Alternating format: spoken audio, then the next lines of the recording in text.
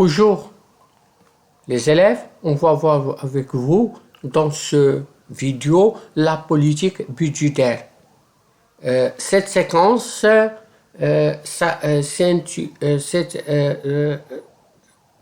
entre dans le cadre de l'économie générale et statistique, programme de deuxième année baccalauréat, section économie. Les instruments de la politique budgétaire. Le budget de l'État, une fois voté, devient un instrument de commande de la politique globale de l'État. Les dépenses publiques ne sont pas en effet neutres pour les multiples agents. Les impôts sont au centre des choix économiques individuels et les déséquilibres pèsent sur les circuits des dépenses et des revenus.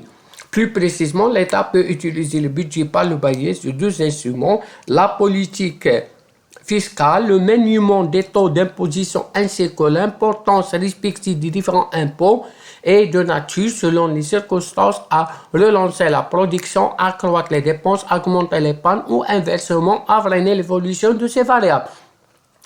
Deuxième instrument, la politique des dépenses publiques. Dans le souci de dynamiser l'activité économique, l'État peut augmenter le traitement des fonctionnaires ou encore procéder à des investissements publics. D'une manière générale, l'interventionnisme budgétaire peut provoquer deux effets. Un effet de multiplication, la diminution des impôts des ménages ou des entreprises, ou encore l'accroissement des dépenses publiques, crée des zones de dépenses qui font des effets d'entraînement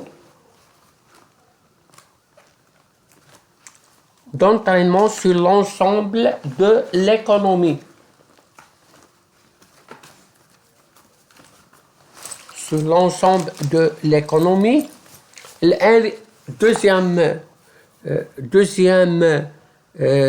Deuxième chose, c'est un risque de déficit budgétaire, différence entre les dépenses d'investissement définitif et les recettes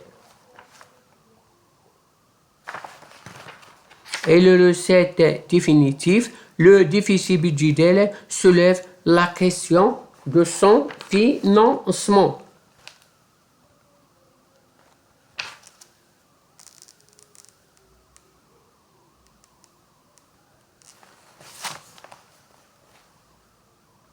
Les objectifs de la politique budgétaire.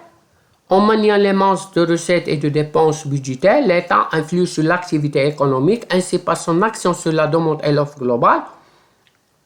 L'État peut stabiliser la conjoncture, encore impulser un mouvement de relance ou de ralentissement.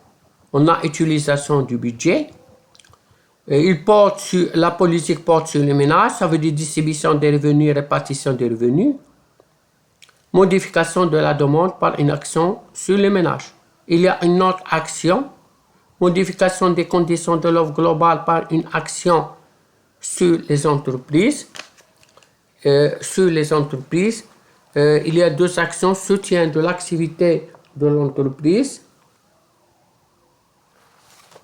et orientation de l'activité de l'entreprise. Merci de votre attention et jusqu'à la prochaine vidéo. نطلب منكم تشجعونا وطرحوا الأسئلة وأنا راه الإشارة باش نجاوبكم à n'importe quelle question.